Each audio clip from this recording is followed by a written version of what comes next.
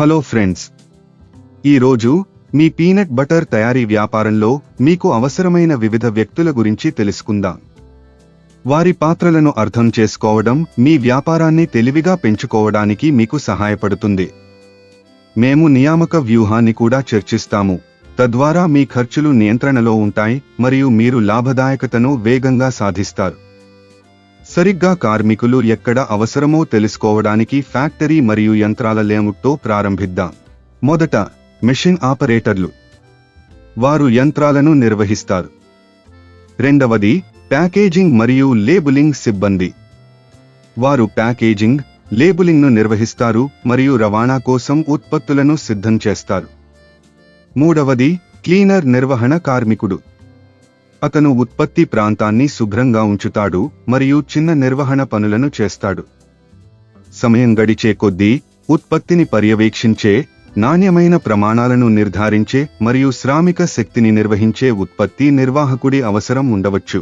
ఉత్పత్తులు నాణ్యత ప్రమాణాలు మరియు నియంత్రణ అవసరాలకు అనుగుణంగా ఉన్నాయని నిర్ధారించడానికి నాణ్యత నియంత్రణ ఇన్స్పెక్టర్ అవసరం కూడా ఉంటుంది.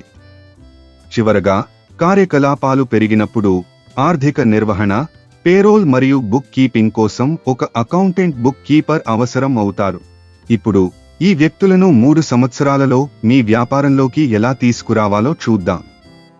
మొదటి సంవత్సరంలో యంత్ర నిర్వహణ, ప్యాకేజింగ్ మరియు నిర్వహణ పనుల కోసం కుటుంబ సహాయంతో ప్రారంభించండి. ఇది డబ్బును ఆదా చేస్తుంది మరియు నేర్చుకోవడానికి మీకు సహాయపడుతుంది. 2 లేదా 3 సంవత్సరాలలో మీరు బాహ్య సిబ్బందిని పొందడం గురించి ఆలోచించవచ్చు. 2 లేదా 3వ సంవత్సరంలో మీరు ఒక 100% సామర్థ్యాన్ని చేరుకున్నప్పుడు నాణ్యత నియంత్రణ తనిఖీ కోసం ఎవరినైనా నియమించుకోండి. 3వ సంవత్సరంలో విస్తరించండి మరియు ప్రత్యేకత సాధించండి. మీ వ్యాపారం పెద్దది అయినప్పుడు ఎక్కువ మంది మెషిన్ ఆపరేటర్లను మరియు ఎక్కువ మంది ప్యాకేజింగ్ మరియు లేబులింగ్ సిబ్బందిని నియమించుకోండి. అలాగే ప్రొడక్షన్ మేనేజర్ మరియు అకౌంటెంట్ బుక్ కీపర్ను నియమించుకోండి.